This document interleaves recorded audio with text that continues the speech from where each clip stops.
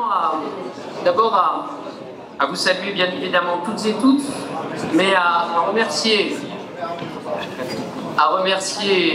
Madame la Ministre chargée des collectivités territoriales et de la ruralité, chère Dominique Faure, d'avoir pris sur son temps pour assister à cette cérémonie de vœux qui, cette année, eh bien, peut avoir lieu. Donc c'est déjà une première satisfaction, car je le rappelle que l'année dernière et l'année d'avant, les cérémonies de vœux étaient quand même annulées, et que depuis, si nous pouvons le faire, c'est aussi sans doute parce que la science, contrairement à ce que pensent certains, a apporté des réponses. Et que grâce à la mobilisation de tous, États et territoires, nous avons pu vacciner en nombre. Et Sébastien Virginie, venez donc ici, vous n'allez pas rester en bas. Je voudrais quand même que le président délégué, la première vice-présidente soit à mes côtés. Eh bien, c'est parce que nous avons pu mettre en place cette politique, État et territoire, main dans la main, qu'aujourd'hui, nous avons des cérémonies de vœux ici, mais nous en avons eu dans chacune de nos intercommunalités. Merci, chère Dominique, d'avoir répondu présente, parce que j'apprécie beaucoup. Alors, on vous voit, on se tutoie officiellement, là, devant tout le monde. On se tutoie. J'apprécie très sincèrement ton sens du dialogue, ton sens de l'écoute, et puis ton sens du réel. Je veux dire, ça fait du bien. Parce que parfois, dans nos discussions parisiennes, nous pouvons avoir des discussions avec des personnes plus ou moins connectées au réel. Et Dominique Faure est une ancienne élue locale, avant d'être devenue ministre. Je pense qu'elle a ce parcours finalement qu'on avait un peu oublié, qui fait que nous arrivons à des responsabilités nationales après avoir assumé des responsabilités locales, et ça fait du bien d'échanger avec Dominique et de se rappeler que, avant tout, quand on va bâtir un CRTE, on doit être capable d'apporter la réponse au maire de la commune de 200 habitants qui se demande comment on va bien financer la rénovation thermique de sa salle des fêtes avant de penser à la rénovation thermique de la nation tout entière. Donc merci Dominique pour nos échanges et pour le travail que nous réalisons ensemble au quotidien, et tu auras quelques messages à délivrer d'ici quelques minutes. Je voudrais saluer nos amis parlementaires qui sont ici, le président de la commission des finances du Sénat, madame la présidente de la délégation aux collectivités du Sénat également, et mesdames et messieurs les députés qui sont également présents et qui nous ont fait l'amitié d'être parmi nous depuis ce matin. Je voudrais saluer nos amis de la rue Joubert, le pôle Joubert, nous en parlions tout à l'heure Dominique. Le pôle Joubert, c'est une force, être capable de cheminer ensemble et de faire des propositions en commun, c'est vraiment une force. Les représentants des associations d'élus qui sont présents ici, le président de la Petite Ville de France, mais également de l'ANCT qui est avec nous. Qu'est-ce qui se passe? Ah, mince. Alors, la RATP tout à l'heure, Jean Castex arrive.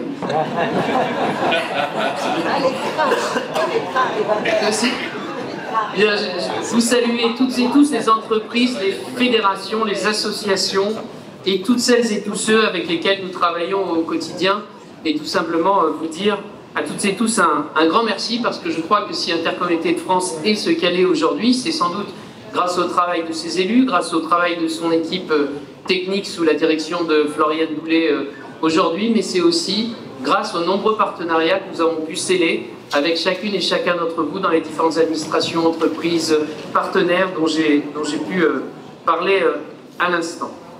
Je parlais de sobriété énergétique, Madame la Ministre, mais je sais que vous y reviendrez tout à l'heure. Je veux dire qu'effectivement, notre pays fait des efforts pour accompagner les collectivités, pour accompagner les entreprises, pour accompagner les concitoyens vis-à-vis de la hausse de la facture énergétique que nous connaissons en ce moment, on va dire une période que certains qualifient d'accalmie. C'est vrai que les cours du gaz, les cours de l'électricité connaissent un moment de répit, mais pour autant, je veux vous alerter tout de même sur ces intercommunalités, ces communes aussi, souvent des communes de taille intermédiaire ou des grandes agglomérations, des métropoles, qui ont dû signer des contrats qu'on peut qualifier de contrats léonins à la fin du mois d'août, à l'époque où le prix de l'électricité frôlait, voire avait dépassé les 1000 € du mégawattheure, n'ont eu d'autre choix que de signer, et qui aujourd'hui se retrouvent dans de grandes difficultés, car certes il y a le filet de sécurité, certes il y a tous les dispositifs que l'on peut imaginer, Mais néanmoins, à l'échelle de ces territoires, cette explosion du coût de l'énergie est aujourd'hui une charge parfois extrêmement difficile. Et je crois qu'il serait bon de travailler à voir comment ces territoires-là, fortement impactés, peuvent renégocier leurs contrats. Il est absolument indispensable qu'il y ait un dialogue entre les opérateurs et les fournisseurs d'énergie et ces territoires puisse s'ouvrir, car si nous ne renégocions pas ces contrats, on sait très bien que ça aura un impact sur l'investissement, et que l'investissement, c'est aussi l'emploi dans nos territoires. Alors les marges de manœuvre, elles sont aussi la conséquence des finances et du projet de loi de finances qui vient d'être adopté au Parlement. C'est tout l'objet des tables rondes qui ont eu lieu depuis ce matin. Je veux dire que nous faisons un bilan mi-figue, mi-raisin. Mi-figue, mi-raisin dans le sens où un certain nombre de nos préoccupations ont été entendues et que la Première ministre, lors de son intervention à Bordeaux, lors du congrès d'intercommunalité de France, a fait un certain nombre d'annonces que nous avons tenu à saluer sur la hausse de la DGF, sur les 500 millions d'euros attribués au Fonds vert, sur 500 millions d'euros. Monsieur le Premier ministre, Monsieur le Président de la RATP, cher Jean Castex, merci d'être avec nous. Mais néanmoins, et du coup, vous arrivez juste à temps, cher Jean, parce que j'allais employer du vocabulaire RATP. Au cours de l'examen du texte, on peut dire que nous avons eu quelques incidents d'exploitation, quelques bagages abandonnés particulièrement bloquants. Et je dois dire que nous avons été assez heurtés par la manière dont a été traitée la question du partage de la taxe d'aménagement. Je ne nie pas, nous ne nions pas, que pour les communes, c'est une recette importante, la taxe d'aménagement. Et que sur toutes les zones d'habitat, c'est une recette à laquelle elles étaient habituées, qu'elles correspondent souvent pour beaucoup à des compétences communales, et que bien évidemment, il y avait un sujet à mettre en discussion à ce propos. Mais je regrette vraiment fortement que nous n'ayons pas pu trouver une solution un peu plus intelligente sur la question de la taxe d'aménagement dans les zones d'activité économique. Parce qu'on n'est pas loin de l'enrichissement sans cause parfois. Lorsqu'on est sur une zone d'activité économique, intégralement aménagée par l'intercommunalité, que nous sommes sur une compétence intercommunale, que des entreprises nouvelles viennent s'installer, que très souvent ces fonciers disponibles sont dans des communes plutôt périphériques, de petite taille, et que nous avons ainsi une taxe d'aménagement qui tombe, qui peut représenter plusieurs centaines de milliers d'euros, et que cette taxe d'aménagement n'est pas redistribuée sur l'ensemble du territoire, je dois dire qu'il y a là, au minimum, une erreur, au pire, une faute. Et que nous devons trouver les moyens raisonnables de remettre ce sujet en discussion. Je pense, comme Françoise Gatel, que le pacte financier et fiscal est le bon levier pour parvenir à des accords là-dessus. Mais nous savons aussi très bien que quand le gâteau est très alléchant, on a un peu moins envie de le partager s'il n'y a pas un peu la contrainte du partage. Donc je crois qu'il faut mettre en priorité numéro 1 que effectivement le pacte financier et fiscal permette d'aboutir à des accords sur ce sujet. Mais s'il n'y a pas d'accord, alors il faut qu'il y ait une mesure un petit peu incitative pour les zones d'activité économique. Je ne parle pas de l'habitat, je parle bien des zones d'activité économique. Parce que sinon, cela risque d'être un véritable irritant dans nos territoires, d'une part, et d'autre part, ne faisons pas croire aux communes que c'est une bonne solution, car on ne va faire que de creuser les inégalités entre les communes dans une intercommunalité qui ont de la taxe d'aménagement parce qu'elles ont de l'activité économique en nombre important et que ce sont souvent déjà les communes qui bénéficient des meilleures retombées fiscales, et les autres qui vont regarder le train passer et vont pouvoir regarder le joli gâteau sans jamais pouvoir y manger. Donc je crois qu'il est indispensable de nous mettre autour de la table sur ce sujet. Sur la CVAE, nous sommes satisfaits d'avoir été entendus sur la prise en compte de l'année 2019 dans les modalités de calcul. Le texte initial du gouvernement prévoyait 2020, 2021, 2022. Nous avons demandé l'intégration de l'année 2019. Forcément, 2019 était une bonne année, 20 et 21 étaient de mauvaises années, 22 était une bonne année. Il fallait réintégrer 2019 pour avoir une moyenne qui soit plus favorable au territoire. Nous allons travailler ensemble sur la dynamique territoriale.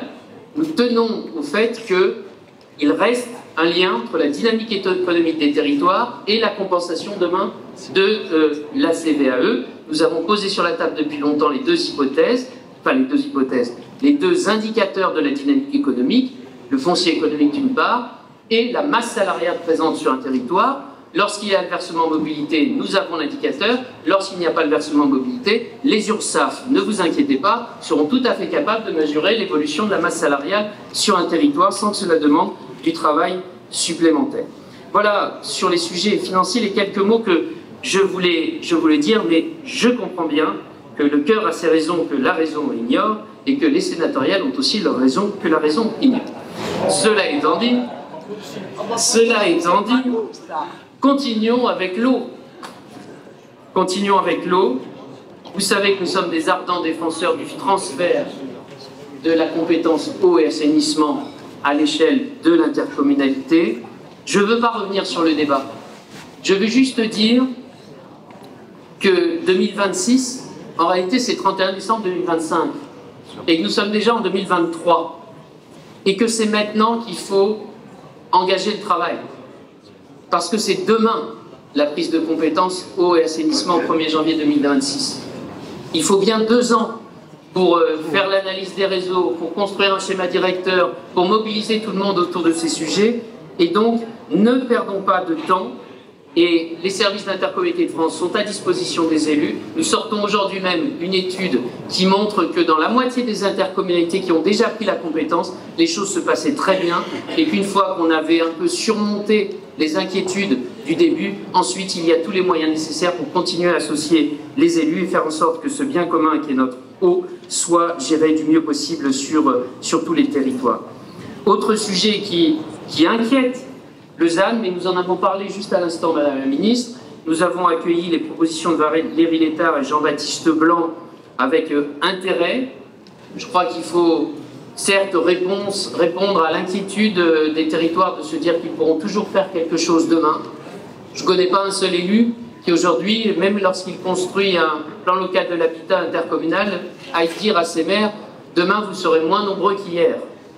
Il n'y a pas un président d'interco qui va dire ça à ses élus. Donc nous sommes toutes et tous dans les mêmes logiques de développement du territoire, mais de le faire de manière harmonisée. Et je crois que la logique du PLU intercommunal est le meilleur élément de réponse à cette question. C'est un mauvais service à rendre aux maires que de leur dire qu'ils vont régler le problème du ZAN tout seuls. Pour une raison toute simple. Demain, le préfet jugera sur vos documents d'urbanisme. Si vous avez un PLU communal, le préfet jugera sur votre PLU communal. Si vous avez un PLU intercommunal, il jugera l'objectif du ZAN à l'échelle du PLU intercommunal. Et vous trouverez beaucoup plus de respiration, de poche éventuelle de développement si vous êtes à l'échelle d'une intercommunalité que si vous êtes à l'échelle seule de la commune. Ça paraît être du bon sens, mais je crois qu'il faut parfois le rappeler. Alors, Madame la Ministre, vous le savez, nous voulons être aussi des partenaires du gouvernement sur un certain nombre de sujets. Je me souviens quand Jean Castex était venu à Clermont il y a maintenant un peu plus d'1 an, déjà nous insistions auprès de lui sur la nécessité de poursuivre la politique territoire d'industrie, de poursuivre l'ambition industrielle de notre pays. C'est un enjeu majeur. Ce n'est pas qu'un enjeu économique, la relance de la politique industrielle, c'est aussi un enjeu de cohésion nationale et de cohésion des territoires. On a bien vu tout à l'heure cette diagonale du vide qui s'est creusée. Et c'est pour autant dans cette diagonale du vide, sans doute, que nous avons les plus beaux potentiels de relance de la politique industrielle de notre pays. C'est dans ces territoires qui ont gardé une culture industrielle et qui ne se sont pas intégralement tournés vers les services et la tertiarisation de notre économie, qu'il reste des savoir-faire, qu'il reste des fonciers aussi économiques. Et que pour peu que, à travers territoire d'industrie, et en faisant le lien entre territoire d'industrie et France 2030, nous arrivions à faire redescendre dans les territoires les moyens considérables qui sont aujourd'hui mobilisés par l'État et que veulent mobiliser les élus pour peu qu'ils soient parfaitement associés à la logique de France 2030, je crois que nous pouvons relever et que nous devons relever ce défi de la réindustrialisation du pays. C'est un objectif majeur. Les intercommunalités se répondront présentes au rendez-vous. Je vous l'ai dit tout à l'heure, je regrette juste un petit peu que le cadre de dialogue avec Bercy ne soit pas satisfaisant à ce sujet. Pas satisfaisant, c'est un minimum. puisqu'il est quasiment au point mort. Mais sachez que nous serons toujours aux côtés de celles et de ceux qui ont l'ambition de la reconquête industrielle de notre pays.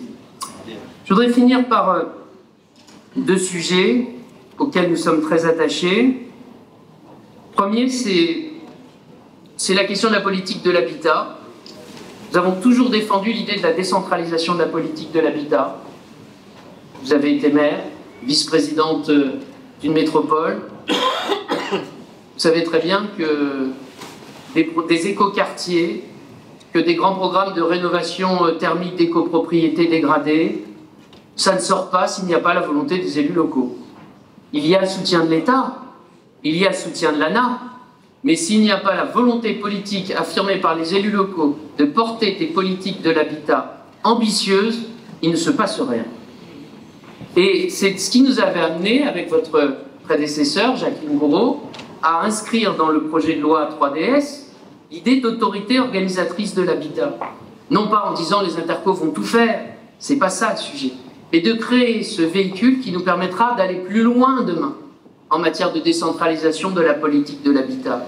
Et que si ce véhicule est compétent pour le faire, s'il s'est donné les outils réglementaires, un PLH, un PLUI, s'il a désormais un guichet de la rénovation thermique, s'il a bien la délégation des aides à la pierre, alors qu'est-ce qui lui manque pour piloter les politiques de l'habitat et les porter vraiment? Juste que les ministères acceptent de nous les déléguer à l'image des aides à la pierre, les aides à la rénovation thermique. Et deux, trois petits points de détail comme le pouvoir réglementaire sur les logements meublés par exemple. Mais je crois que nous pouvons avancer sereinement sur ce sujet, faire de la différenciation territoriale sans le dire, et le faire aussi avec les départements. Je tiens à le dire, j'ai pris l'initiative d'écrire à François Sauvadet en disant que sur la politique de l'habitat, le bloc local et les départements devaient travailler main dans la main. Parce que tout ça se pense à l'échelle des bassins de vie. Nous avons été satisfaits d'entendre le président de la République, dans le cadre du Conseil national de la refondation, de parler de la France des bassins de vie, des 1200 bassins de vie. Ça tombe bien, il y a 1200 intercommunalités. Sans doute y avait-il un lien dans le propos. Mais nous sommes habités à Intercommunalité de France par cette idée que nous pouvons avoir cette petite révolution silencieuse de la France des bassins de vie. D'une France où dans les territoires nous sommes capables de porter notre destin, de sortir de la logique de dès qu'il y a un problème, c'est à l'État de le régler. Et que si on nous en donne les moyens, à l'image de la politique de l'habitat, eh bien nous sommes capables de réaliser beaucoup de choses. Et que dans les CRTE, demain, dans ces fameux contrats de relance et de transition écologique, c'est cette logique-là qui doit présider. C'est la logique du territoire, c'est la logique du projet de territoire, et ensuite on se met en dialogue avec nos partenaires, l'État, mais également le département, la région, pour dire comment est-ce qu'on vous accompagne sur la durée. Comment est-ce que de manière pluriannuelle, et nous en parlions tout à l'heure Dominique, eh bien nous sommes capables de cheminer ensemble, parce que nous avons un projet, parce que nous sommes les mieux à même de connaître quelles sont les filières importantes dans nos territoires, quels sont les enjeux économiques et sociaux à relever, comment nous allons emmener nos populations vers la transition écologique, et alors comment nos partenaires peuvent nous accompagner du mieux possible. Ça a été le message qu'on a porté dans le Conseil national de la refondation, et c'est le message que nous continuons à porter auprès du gouvernement dans la logique contractuelle sur laquelle il travaille. Alors pour conclure ce propos, je veux dire que je sais très bien que la tâche de chacun est difficile et que nous ne prétendons pas avoir la solution à tous les problèmes. Dans tous les domaines que j'ai évoqués, je crois que nous devons agir ensemble. L'État n'a pas forcément les capacités d'intervenir seul dans tout, pas plus que nous, mais il doit s'appuyer sur les collectivités pour agir plus efficacement. Mon tour de France des intercommunalités le montre chaque semaine. Le bloc local dispose de l'envie et souvent de la force suffisante pour prendre en main son destin. Notre responsabilité à nous, association d'élus, c'est de porter la voix de ces territoires dans un esprit de responsabilité.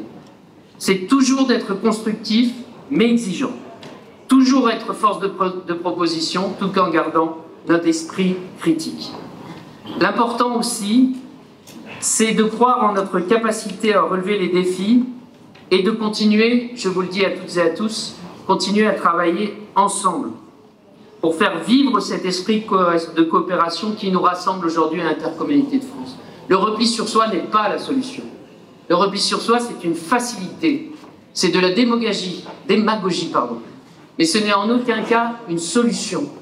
Et cette belle force de l'intercommunalité, la beauté du message de l'intercommunalité, que je n'arrive toujours pas à comprendre pourquoi on se dit que c'est un problème alors que c'est la solution, a toujours été de se dire qu'on est sans doute plus fort ensemble que chacun dans son coin. C'est la base. C'est la base. Et cette unité, ce qui fait notre spécificité, est un bien précieux que nous devons vraiment chérir et que nous devons continuer à valoriser. Alors soyons fiers de nos territoires, assumons fièrement la force du bloc local, unis et rassemblés. Vive nos 1200 intercommunalités, vive l'Intercommunalité de France, et bonne et heureuse année 2023.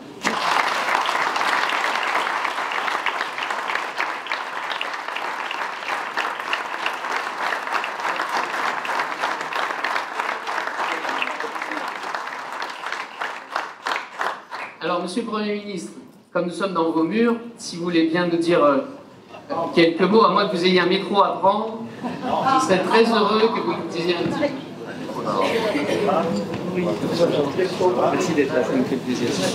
C'était pas prévu, hein. Oui. Voilà. Bon, Madame la Ministre, Monsieur le Président, cher Sébastien, Mesdames et Messieurs les élus, Mesdames et Messieurs, oui, effectivement, vous êtes chez moi, si je puis dire. Enfin, donc un peu chez vous, parce que comme j'ai l'habitude de le dire, la RATP est une grande entreprise de la nation. Voilà. Je vous dirais simplement, je ne vais pas me lancer dans un discours, d'autant qu'il y en a un qui suit et que l'heure avance, mais je voulais simplement vous dire d'abord que je suis très heureux et très fier d'être président de cette entreprise. Ceux qui utilisent le transport en commun francilien savent que la tâche n'est pas facile. J'ai une certaine habitude des tâches un peu compliquées, mais ce sont surtout, et c'est là mon message, en réalité, des sujets de vie quotidienne de nos concitoyens. Et ne doutez pas, les uns et les autres, que dans l'exercice de cette mission difficile mais capitale, l'expérience qui est la mienne, comme ancien maire et ancien président de communauté de communes, Monsieur le Président d'Intercommunalité de France, bien que ces expériences, et vous n'en douterez pas, me sont chaque jour extrêmement précieuses. Voilà. Je vous remercie vivement d'être là. Je vous souhaite une très bonne cérémonie. Je vous dis à bientôt. Je pense toujours, parce que maire un jour, maire toujours, n'est-ce pas?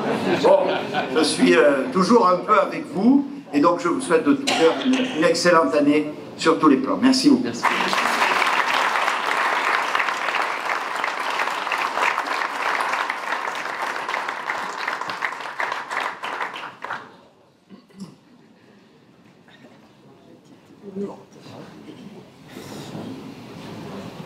Monsieur le Président, cher Sébastien, Mesdames et Messieurs les parlementaires, députés et sénateurs qui nous font le plaisir d'être là ce matin. Je saluerai particulièrement le président de la Commission des Finances et la présidente de la Commission des collectivités territoriales. Vraiment très heureuse de vous revoir ce matin et bien sûr saluer, Mesdames et Messieurs, les membres du Conseil d'administration d'Intercommunalité de France qui accompagnaient le président. Mesdames et Messieurs les présidents, je n'en saluerai qu'un, Christophe Bouillon, qui est maintenant président de l'ANCT. Merci Christophe d'être là. Mesdames et Messieurs les élus, chers partenaires, et puis bien sûr saluer officiellement Monsieur le Premier ministre, Monsieur le Président de la RATP. Mesdames et Messieurs, alors j'ai trois messages. Le premier c'est merci. Et c'est pas un merci convenu, c'est un merci du fond du cœur, parce que c'est vrai que ce portefeuille ministériel des collectivités locales, je ne l'ai que depuis début décembre, mais dans mes travaux depuis début juillet sur la ruralité, on a eu le plaisir de se rencontrer, de travailler ensemble et de s'apprécier. Et j'apprécie beaucoup ces deux mots que vous associez assez régulièrement, qui est d'être constructif, d'être force de proposition, mais à la fois extrêmement exigeant. Et donc c'est un vrai plaisir pour la ministre déléguée que je suis de travailler avec vous depuis maintenant 7 mois.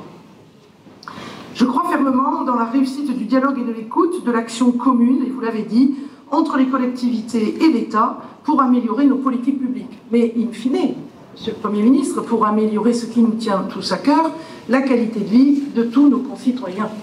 Et l'ancienne maire que je suis moi aussi, j'ai passé la main le 7 juillet, j'ai encore sa cheville au corps, j'ai véritablement envie que l'on travaille ensemble pour que nos concitoyens voient l'efficacité de nos politiques publiques dans l'amélioration de leur qualité de vie. Alors en fait, quelques mots sur toi Sébastien, pour te dire avec quel plaisir je travaille avec toi. En fait, tu maîtrises tes dossiers, c'est vraiment quelque chose qui fait que l'on construit des séances de travail que je crois efficaces. Tu es persévérant, tenace, tu as des convictions et tu as ce souci que je crois partagé, constant, du dialogue, ce qui nous permet de peut-être pas répondre favorablement à tout, et je dirai quelques mots tout à l'heure, mais quand même co-construire la majorité de nos politiques publiques. Je remercie toute l'équipe d'Intercommunalité de France, ainsi que tous les présidents d'Intercommunalité de France qui sont venus aujourd'hui. Je salue particulièrement mon voisin haut-garonnais, notre voisin Jacques Auberti, vice-président d'Intercommunalité de France, qui est venu de notre Haute-Garonne. Et c'est vrai que vous vous mobilisez tous beaucoup autour de Sébastien, et ça se voit. En tout cas, moi, au niveau du gouvernement, je vois à quel point vous travaillez, à quel point vous êtes soucieux de cette solidarité intercommunale, à quel point vous voulez porter des projets partagés. Donc, un grand merci à vous tous. Alors, cet exercice de consultation active, nous l'avons d'ores et déjà pratiqué lors de la construction de la loi Finances 2023. Vous l'avez dit, elle aboutit sur de nombreux dispositifs pour accompagner les collectivités, d'une part en matière de fonctionnement pour leurs factures d'énergie et d'autre part en investissement pour les projets, pour vos projets en faveur des Français. Alors plus concrètement, je vais passer vite, parce que j'espère qu'il n'y en a pas un seul d'entre vous qui ne connaissait pas ces 3 dispositifs, à quel point ils sont importants, et il est important que vous en soyez les ambassadeurs, non pas pour dire que le gouvernement fait des choses merveilleuses, pas du tout, juste pour s'assurer qu'il n'y a pas un seul maire qui ne connaît pas ces 3 dispositifs. Et moi-même, encore récemment, j'ai pu constater à quel point nous avons besoin de faire de la pédagogie pour que les maires, les intercommunalités, toutes et tous connaissent ces 3 dispositifs. Je les passe brièvement parce que vous les avez cités, puis il y a quand même beaucoup de documents qui visent à les expliquer. Le bouclier tarifaire, plus 15%, 28 000 communes sur 36 000. Je vous en dirai plus dans le petit pot que l'on partagera après si vous voulez en savoir plus. L'amortisseur électrique, très simple aussi, hein. Formulaire à remplir, c'est tout pour la commune, pour l'intercommunalité, et c'est sur la facture, ça tombe tout seul avec un plafond, certes, qui lui est à 180 € pour un plafond de 500 €. Donc pour ceux qui ont contractualisé, comme vous l'avez cité, à 1 000 € du mégawattheure, il est vrai que, évidemment, il faut qu'on soit ensemble pour les encourager à renégocier, puis nous, à jouer notre rôle pour intercéder, pour faire en sorte que la renégociation soit possible. Mais en tout cas, pour ceux qui ont contractualisé à moins de 500 €, eh bien, la facture va tomber pour 50% de la facture à 180 € du mégawattheure. Et puis ce filet de sécurité qui aide les communes et les EPCI les plus fragiles financièrement face à la hausse de l'inflation. Il est d'ores et déjà effectif pour 4100 communes et groupements, ce qui correspond à un montant d'aide de 100 millions d'euros. Pour ceux qui vous souvenez de la loi de finances, Monsieur le Président de la Commission des finances rectificative à l'été 2022, c'est pas moins de 470 millions d'euros qui ont été votés pour accompagner les communes en 2022 qui subissaient des coûts énergétiques trop importants. Quand je cite 4100 communes, c'est 100 millions d'euros d'acomptes qui ont déjà été demandés en 2022, mais qui correspondent à 300 millions d'euros qui vont être payés en 2023 pour servir la totalité, pas seulement l'acompte, sur ces 470 millions d'euros. Donc, l'enveloppe convient. Aujourd'hui, on est confortable avec ces 470 millions d'euros pour venir, au travers de ce filet de sécurité 2022, répondre aux difficultés des collectivités territoriales qui en auraient besoin. Ces fameux 470 millions dans le PLFR, donc la loi rectificative 2022, se traduit en 1,5 milliard provisionné dans le PLF 2023 pour le filet de sécurité 2023. Et je peux vous dire, parce que je signe actuellement des courriers d'accompagnement, que quand la Première ministre dit qu'on ne laissera aucune commune, aucune intercommunalité au bord du chemin, c'est réalité. C'est réalité. Donc je vous invite à être évidemment extrêmement vigilants et à me solliciter, nous solliciter, pour attirer notre attention sur les communes les plus fragiles. Au-delà de ça, bon, là encore, je ne vais rien vous apprendre, à vous qui êtes aujourd'hui pour ces vœux d'intercommunalité de France, la DGF a augmenté de 320 millions d'euros. C'est une première depuis 13 ans. On sait à quel point la DGF a baissé pendant des années, elle a été stabilisée au mandat précédent, mais c'est 320 millions d'euros qui vont faire que 85% des communes en France vont voir leur DGF stabilisée ou augmenter. Donc on en est très heureux à un moment où, avec la péréquation, on était plutôt dans, évidemment, une stabilité de la DGF, mais 50% des communes qui baissaient, 50% des communes qui augmentaient. Donc aujourd'hui, cette hausse de la DGF de 320 millions d'euros, qui a été votée à l'Assemblée au Sénat, va nous permettre de venir couvrir une partie des surcoûts que vous rencontrez avec les 3,5 points d'indice supplémentaires de 2022 qu'on va avoir en année pleine en 2023 et aux surcoûts liés aux surcoûts énergétiques. Et puis, pour finir, vous ne l'avez pas évidemment manqué, c'est Christophe Béchu, un de mes deux ministres de tutelle. Christophe Béchu, ministre de la cohésion des territoires et de la transition écologique, et de la cohésion des territoires. Et puis Gérald Darmanin, le patron de la prévention et de la sécurité, mais aussi des préfets. Et on sait à quel point on arrive à construire des politiques publiques efficaces quand les services de l'État en région, sous la responsabilité des préfets, travaillent avec les collectivités locales. Donc ces deux ministres de tutelle, mais je voulais dire à quel point Christophe Béchu s'est bagarré pour obtenir 2 milliards d'euros sur ce fonds vert qui vient en supplément des 2 milliards existants pour DSIL et DETR, environ 2 milliards de plus de fonds verts, 4 milliards qui vont être injectés dans les collectivités territoriales en 2023 pour venir porter des projets dont la transition écologique, la prise en compte de l'environnement, la rénovation énergétique de nos bâtiments, la renaturation, doivent être au cœur de nos projets d'investissement dans nos territoires en 2023. Donc, premier message, je voulais vous dire merci parce que tout ça, on est arrivé ensemble avec les parlementaires, avec les associations d'élus. Ensuite, vous dire à quel point nous sommes, le gouvernement et moi particulièrement, attachés au dialogue, à l'écoute et à la co-construction. Voilà, il nous faut co-construire des outils communs, des outils contractuels entre l'État et les collectivités locales. On a un magnifique outil, j'ai salué Christophe Bouillon qui le préside, je voulais saluer Stanislas Bourron qui est ici et qui le dirige. Et c'est avec l'ANCT qu'on va travailler ensemble pour faire de ces CRTE, ces contrats de relance de transition écologique, des véritables outils pour que la transition écologique s'ancre particulièrement dans les territoires et pour faire en sorte de simplifier toutes ces aides à l'investissement que l'État porte dans les territoires. Je sais que votre association est particulièrement engagée à prendre toute sa part dans la construction de ces outils territoriaux de planification écologique et c'est aujourd'hui 838 CRTE qui ont été signés et grandement grâce à vous et qui permettent de couvrir la quasi-totalité du territoire en métropole comme en outre-mer. 80% d'entre eux relèvent d'un EPCI. Sur les 60 000 projets remontés par ces CRTE, c'est près de 25 000 qui sont en maturation, en cours ou engagés.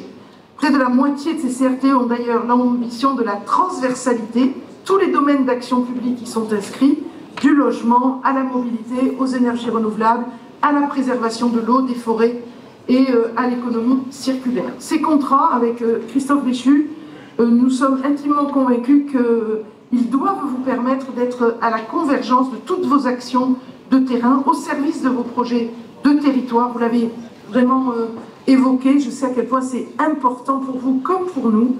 Avec une perspective sur 6 ans, je sais à quel point vous militez pour la pluriannualité des aides en investissement. Moi, je ne fais qu'arriver, je vous entends, je trouve en tant que maire que ça serait pertinent, cette pluriannualité de ces CRTE qui permettrait d'avoir une visibilité sur les objectifs stratégiques court et moyen terme qui sont portés par nos collectivités locales.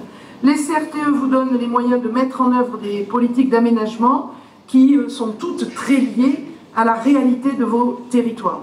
Je pense, et vous l'avez cité, à territoire d'industrie et cette dynamique que nous allons ensemble avec mon collègue Roland Lescure relancer, mais aussi Bruno Model, mais aussi beaucoup d'acteurs, évidemment la NCT. Quand je dis relancer, c'est tout simplement parce qu'il y avait un programme d'action jusqu'à la fin 2022, mais nous allons nous atteler à revivifier, on va dire, ce dispositif contractuel qui était extrêmement novateur, qui a très bien fonctionné, bravo Monsieur le Premier ministre, qui s'appuie en priorité sur les intercommunalités qui ont la compétence de l'aménagement économique et qui a permis de lancer une belle dynamique de réindustrialisation depuis les territoires, avec déjà 2 milliards d'euros engagés dans près de 542 intercommunalités et qui concerne près de 30 millions d'habitants. C'est donc grâce à eux, notamment ces territoires d'industrie, que la production industrielle française poursuit et consolide sa croissance après des décennies d'atonie ou de recul et malgré le contexte actuel particulièrement incertain.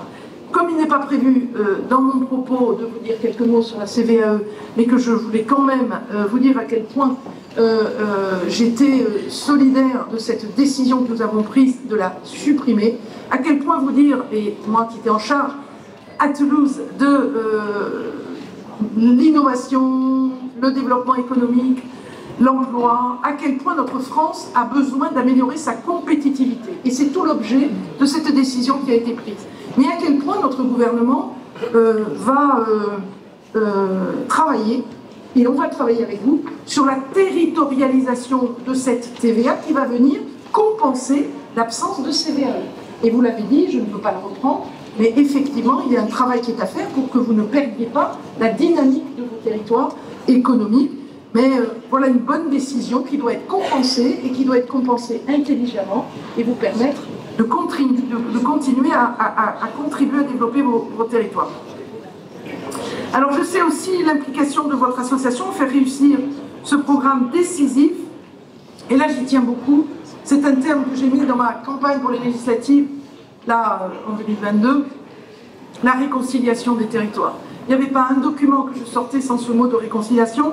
Notre France est voilà, à réconcilier. On n'a pas que les territoires ruraux et les territoires urbains à réconcilier. On a nos citoyens avec le monde des élus, y compris locaux, à réconcilier. Et cette réconciliation, vous êtes vraiment un acteur de cette réconciliation. Je voulais le saluer. Je voulais vous le dire parce qu'on a eu l'occasion beaucoup d'en parler. Et dans le travail que vous faites de solidarité intercommunale, on va de plus en plus voir des maires embarquer l'intercommunalité, même les plus réfractaires aujourd'hui, vont petit à petit comprendre qu'il ne faut pas opposer ces deux mondes. Le monde des maires, le monde des intercommunalités, le monde du rural, le monde de l'urbain. Cette même réconciliation, alors qu'elle ne paraît pas évidente au premier abord, se retrouvera dans la poursuite de l'objectif de sobriété foncière, vous l'avez cité, et de zéro artificialisation nette. Nous sommes partisans, avec Christophe Béchu, des solutions pragmatiques, de l'écoute et du dialogue. Le ZAN, nous travaillons avec vous, cet objectif à 2050 de zéro artificialisation nette. Chaque fois qu'on parle du ZAN, objectif à 2050, et c'est un objectif, et donc 50% en 2030, c'est encore un objectif. On réunit avec Christophe Béchu toutes les associations d'élus pour travailler sur la réécriture du fameux décret de nomenclature et qui demande aussi un débat parlementaire pour une meilleure prise en compte de la ruralité dans la réussite de cet objectif. Votre président a d'ailleurs de nombreuses idées novatrices qu'il nous a d'ores et déjà portées. Dernier message, l'agenda territorial. La Première ministre nous a mandaté, Christophe Béchu et moi-même, pour travailler sur un agenda territorial. Et évidemment, vous ne serez pas surpris de comprendre que déjà depuis le début de l'année, on a concerté quasi toutes les associations d'élus pour voir quels étaient les chapitres que les associations d'élus voulaient voir dans cet agenda territorial. Alors les plus urbaines, les intercommunalités les plus urbaines ne seront pas surprises de voir qu'il y aura un chapitre sur les ZFE, il y aura un chapitre sur le ZAN, bien sûr, il y aura un chapitre sur la mobilité, il y aura un chapitre sur le statut de l'élu, sur le sujet de l'eau, des forêts, du logement. Donc cet agenda territorial, c'est une sorte de feuille de route que l'on construira avec vous, qui va viser à dire ce que l'on va faire et ensuite de faire un bilan avec des indicateurs d'évaluation pour voir si ce que nous avons décidé de faire fonctionne ou ne fonctionne pas. Il faudra avoir l'humilité de reconnaître que peut-être certaines actions devront être à retirer. Moi, en tout cas, je fais partie de ceux qui veulent que l'action publique elle soit toujours assortie d'indicateurs de mesure de l'efficacité pour être capable de remettre en cause des choses que l'on a décidées et qui peut-être, à l'usage, 6 mois, 1 an, ne s'avèrent pas aussi efficaces qu'on le pensait au départ. Donc c'est par cette humilité, par cette remise en cause qu'il faudra savoir faire, mais aussi par ce dialogue et cette construction ensemble que je vais conclure.